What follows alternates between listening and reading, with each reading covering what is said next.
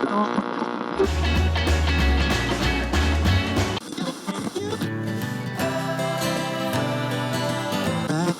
socks.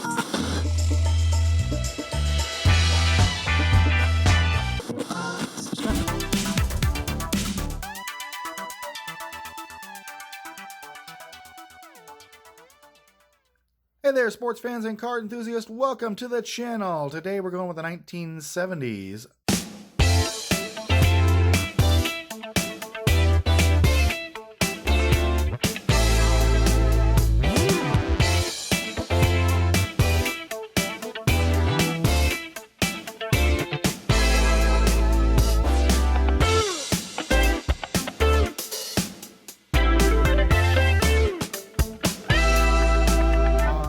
Right-hand side of my screen there, you'll see a couple stacks of cards that you actually won't see them.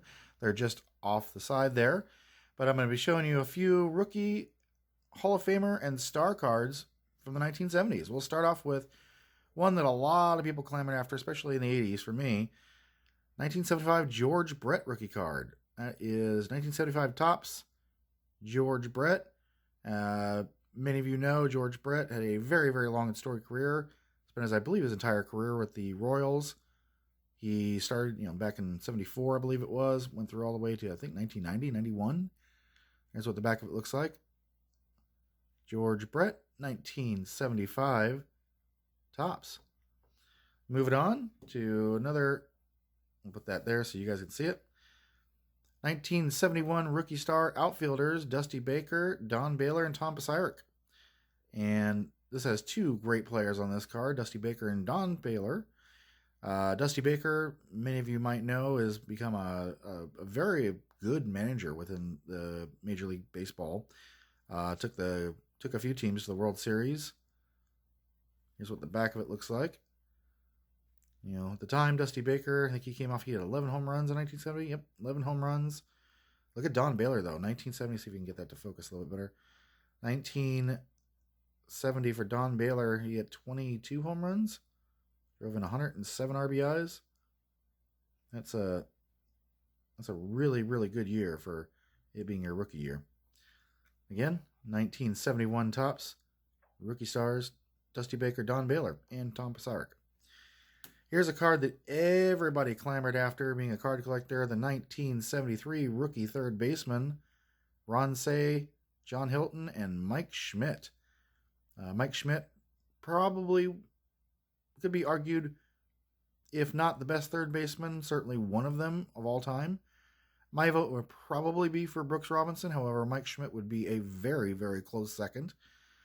Being a Mets fan, I've never been a huge fan of the Phillies, but you got to respect Mike Schmidt. He was one of the all-time greats at that position. There's Ron Cey, John Hilton, and Mike Schmidt.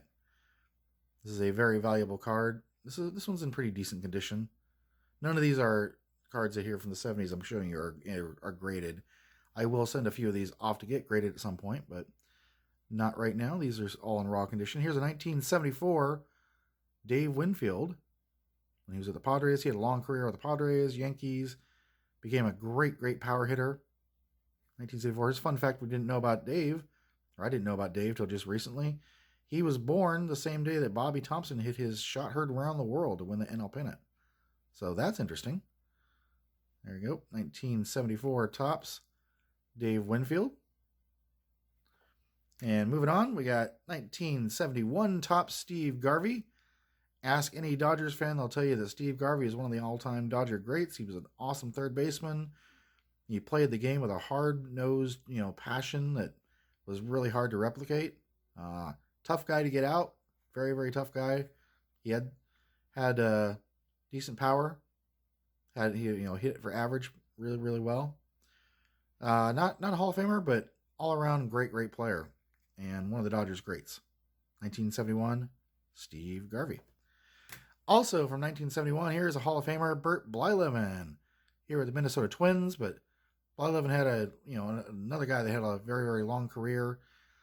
Played with the Twins, played with a few other teams as well. Here's what the back of his card looks like. He was a great, great pitcher. If Blyleven was in the game, the odds are you're going to be hard pressed to get a hit off of him. Crafty pitcher, had a great curve. One of the all-time better pitchers ever play the game. Here's another guy. He may not start a game, but he would come in and shut it down. 1973 Topps Gossage, Rich Gossage. Another Hall of Famer. Here's what the back of that one looked like. It says Rich is a fine fielding pitcher. He was, actually. I think he won a Gold Glove as a pitcher, but he was largely a reliever. Great pitcher. He would come in and shut down games. Moving on to 1975, Topps Robin Yount. All-time Brewer great. Probably one of the better shortstops to ever play the game. There's the back of his card as well. Robin was just he's one of those guys that, another guy very much like Steve Garvey, he played the game with grit and determination, was a clutch guy. This card has a little bit of a ding there. You see it in the bottom left-hand corner. So it's not the most pristine version of this card. In fact, 1970 cards in general, especially the 71, 75, 72s even, 1970 Topps. These cards were known for their borders, getting dinged pretty easily. Especially the black border. I'll go back to 1971s here. These black borders of the 1971s, they would get scuffed and easily dinged. So it's hard to find a lot of 1970s cards in really, really good condition. You can. There's still plenty out there, but I just like having decent versions of these cards themselves in raw condition. Speaking of 1970, here's a 1970 Thurman Munson, Yankees rookie stars. Thurman, one of the all-time catching greats for the Yankees. And Dave McDonald on there too, first baseman. I don't think he did much. Here's what the back of this one looks like. Thurman Lee Munson. Many people know he died in a plane crash, which was a really, really sad story. And, 1970 Topps rookie stars. Moving on to this other stack here. I think we're on the other stack already. 1975 rookie catchers, more catchers. Gary Carter. Gary Carter started his career with the Montreal Expos, had a great career there. Came over to the Mets in 1985, I believe. Obviously, and was part of that 86 World Championship Series. Sad story. Died, many years ago after, I think it was a battle with cancer. Sad story to lose Gary. Gary was a great player, probably one of the better catchers to ever play the game. Great power hitter. Could hit for average really well. Other players on there, Leon Roberts, Danny Meyer, Mark Hill. I think Mark Hill is the only one that really amounted to much on there other than Gary Carter, but Gary is obviously the star of that card. Here's another 4-part rookie card for you.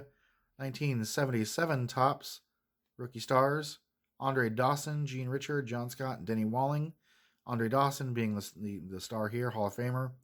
Denny Walling also had a pretty good career as well, but Andre Dawson's the card you're looking for here. Here's what the back looks like. Just some basic stats or details on each one of the 4 players. This is not a super expensive card, but it's a card that a lot of people like to have. Andre Dawson was a great player. Good career with the Expos. Longtime Chicago Cub. I think he played for a couple other teams as well. Andre Dawson, 1977. Moving back to 1975, we got the Jim Rice rookie card. There's Jim Rice, Dave Augustine, Pepe Manguel, and John Scott. Jim Rice here at the bottom was another great power hitter, Hall of Famer. Played, I think, his entire career with the Boston Red Sox. He also was a part of that 1986 World Series on the losing side against my Mets. But Rice was one of those guys that pitchers feared when he stepped into the plate. He was just a guy that could swing the bat, and every time he swung the bat, if you were a pitcher, you were worried he was connecting, that ball was going over the fence. Here are 4 more rookies, but there are 2 on here that are key. On the top right, Paul Molitor with the Brewers. He formed a kind of a nice 1-2 tandem with Robin Yount, who we showed earlier, to be kind of the meat of that Brewers batting order. But Molitor was a great outfielder. Great shortstop. Alan Trammell as well was one of the best shortstops in the game. Played for the Detroit Tigers for many years. Here's a kind of a rarity: is that all 4 guys on this card actually had decent careers. Mickey Klutz bounced around to a few teams, but he was around for a while. Played for the Yankees. Yu Washington had he started off with a pretty decent career. Kind of fizzled out, I think, in the early '80s. But all 4 players here had a little bit of a MLB career. But Trammell and Molitor being the 2 sought after ones on this one. This is one of these cards. There's a lot of them like this. For some reason, this card has a lot of these red ink marks on it down here. You can find them without the red ink marks, and obviously that increases the value quite a bit of these. But most of the cards that I've seen, at least for affordable, have these little red ink smudges in varying degrees down here. But there it is, 1978 rookie shortstops. One of the best relievers of all time, 1976 tops, Dennis Eckersley. Eckersley had a great career with the Indians, the A's, several other teams. He bounced around a bit, but he was one of those shutdown relievers. If Eckersley was in the game after 8 innings, the game was yours. He was just one of these guys. He did start as a starter for a while too, but he's mostly known for being a closer, reliever. Again, not a super expensive card. He is a Hall of Famer, but Eckersley is one of those guys that was just a great pitcher. Here's another great player here, Dave Parker, 1974 tops. Parker, you saw earlier. I believe you had. Let's see, where was it here? Looking back through my cards.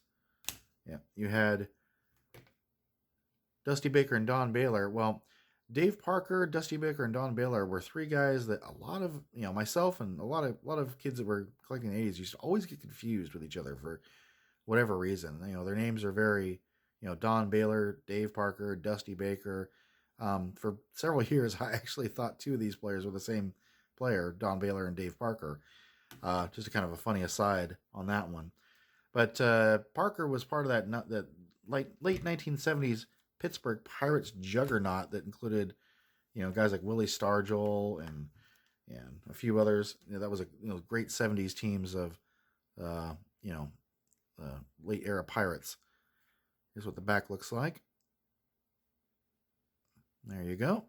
1974 tops Dave Parker. Here's another all-time great. Last one we'll show you here today. 1978 tops Eddie Murray, Gold Cup rookie, but this is known as his rookie card as well. Eddie Murray, great player. One of the better first basemen to play. He had a great career. Long time spent with the Baltimore Orioles. Went over to the Mets for a while. I think he played for the Dodgers late in his career. Maybe another team or 2. I can't remember. But one of the better hitting first basemen out there. Guy was always going to give you, a good amount of home runs and hit for a great average. This one's pretty off center, but it's still a nice rookie card to have. So there you go. There are just some of the stars and rookies from the 1970s. And we'll show off a bunch more at a later time.